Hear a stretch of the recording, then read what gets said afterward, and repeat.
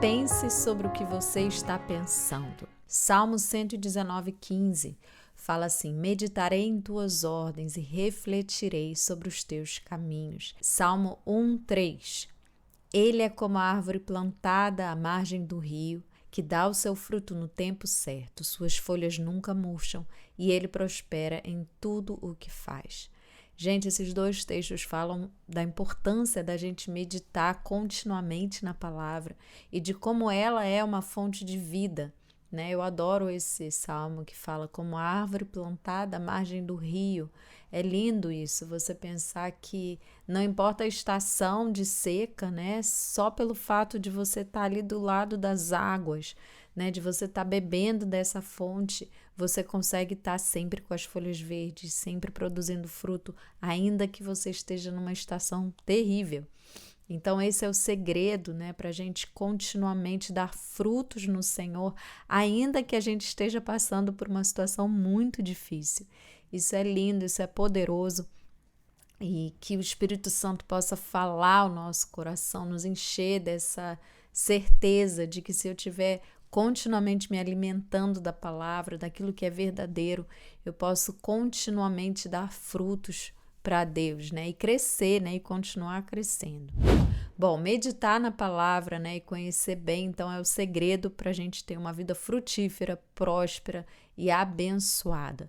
Só que aqui ela pontua algo muito sério, gente, que até nas nossas reuniões de intercessão Deus tem feito a gente orar demais sobre isso, que é contra esse espírito de religiosidade, sabe? Que faz muitas vezes as pessoas irem aos domingos na igreja e aí você vai lá, você ouve uma palavra, às vezes maravilhosa, e sai de lá e nunca mais pensa sobre o que você ouviu, nem lembra o que foi falado no domingo, passa a sua semana como se nada tivesse acontecido, ou seja, aquela palavra que você ouviu não tem impacto nenhum sobre o seu dia a dia ou sobre a sua vida, porque você não medita nela, né? Então nós temos esse risco de muitas vezes ouvir, mas não ouvir verdadeiramente, né?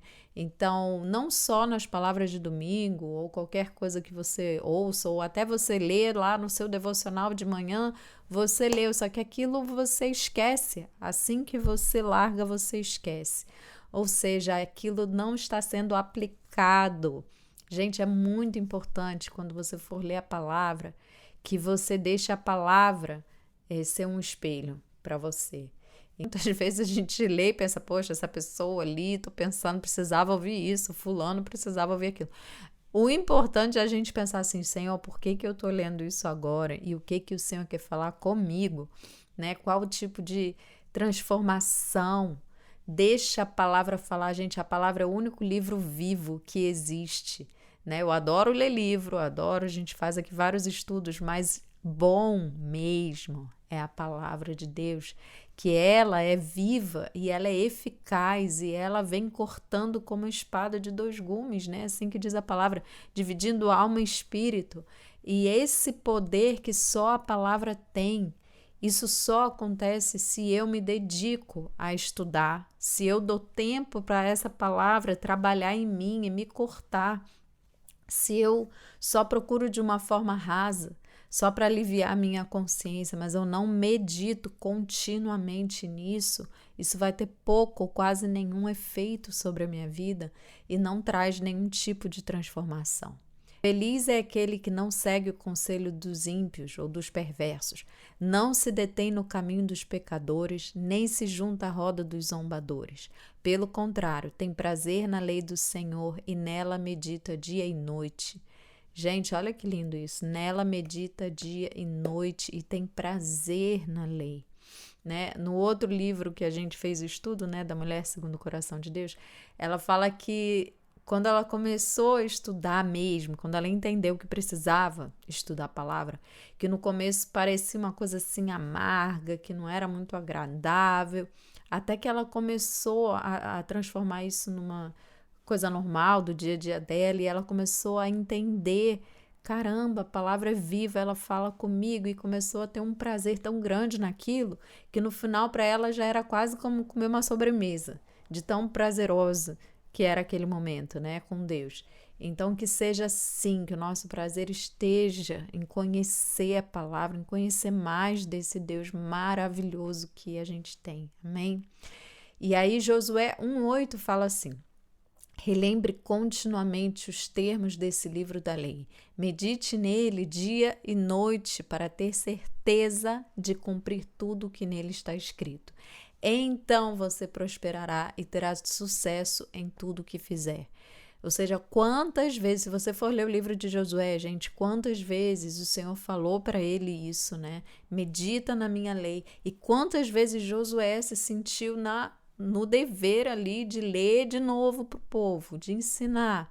É tremendo o poder, né, dessa meditação de noite, da aplicação da palavra, o cuidado de não só ouvir, mas de aplicar. Então fica aqui, né, um pensamento: quanto tempo você tem gasto com a palavra de Deus, né? Se a gente tem qualquer tipo de situação complicada, as respostas vão estar ali. E é muito importante que a gente entenda isso, né? Será que a gente tem buscado ali como quem busca prata, né? Tem aquele versículo, né, que fala: se procurar a sabedoria como quem busca um tesouro escondido, então você entenderá o que é temer ao Senhor e achará o conhecimento de Deus.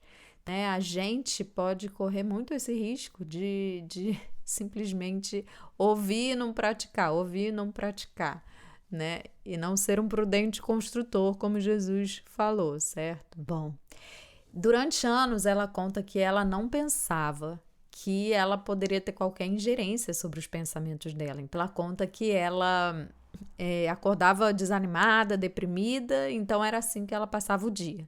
Ou, enfim, se fosse de outro jeito, era daquele jeito.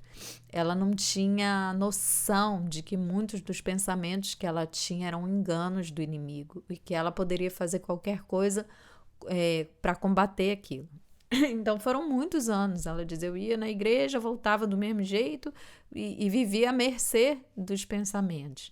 Até que ela começou a se dar conta, até que ela começou a realmente entregar tudo para o Senhor e o Senhor deu essa direção para ela. Pense sobre o que você está pensando.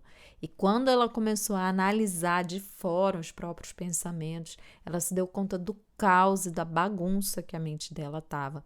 E começou a entender qual era, de fato, a origem de todos os problemas, né? Porque ela fala assim, o inimigo sempre vai querer te convencer de que os seus problemas são culpa de alguém que não faz direito a alguma coisa, né? Mas normalmente o marido, normalmente os filhos, alguém perto é o culpado da sua tragédia, né? Mas quando ela começou a entender quantos enganos e quantos pensamentos mentirosos ela dava corda ao longo do dia e analisar isso à luz da palavra, ela começou a entender que não, que na verdade ela tinha escolha sobre a atitude que ela teria em relação a todas as coisas. E essa atitude interior é o que definiria se ela era infeliz ou feliz, né? E não a atitude dos outros, mas a atitude dela. Então, isso foi muito importante para uma transformação muito profunda que ela viveu, né? E ela fala, gente, uma pessoa infeliz torna os outros infelizes também. Então, o cuidar da nossa mente, o cuidar da nossa atitude interior é também uma atitude de amor, né? E misericórdia em relação a quem mora com você, ou quem convive com você. Salmo 143, 4, 5. A gente vê como Davi muitas vezes começava só abrindo o coração do desânimo, da tristeza e terminava declarando a confiança dele no Senhor. Esse salmo diz assim: vou perdendo todo o ânimo, estou tomado de medo. Lembro-me de tempos passados, reflito em todas as tuas obras e penso em tudo o que fizeste. Né? Ou seja, ele está ali desanimado, mas aí ele lembra, ele traz a lembrança, né? O que traz esperança. E a leitura da palavra tem esse papel também, de nos lembrar das maravilhas, de tudo que Deus já fez, e de que às vezes você está numa situação que você não está vendo ali ainda Deus agir, mas você volta a lembrar e você confia nele acima das situações. Resposta de Davi: a esses sentimentos de tristeza, não era ficar meditando no problema e tentando resolver, e tentando botar a culpa em alguém e achar um culpado.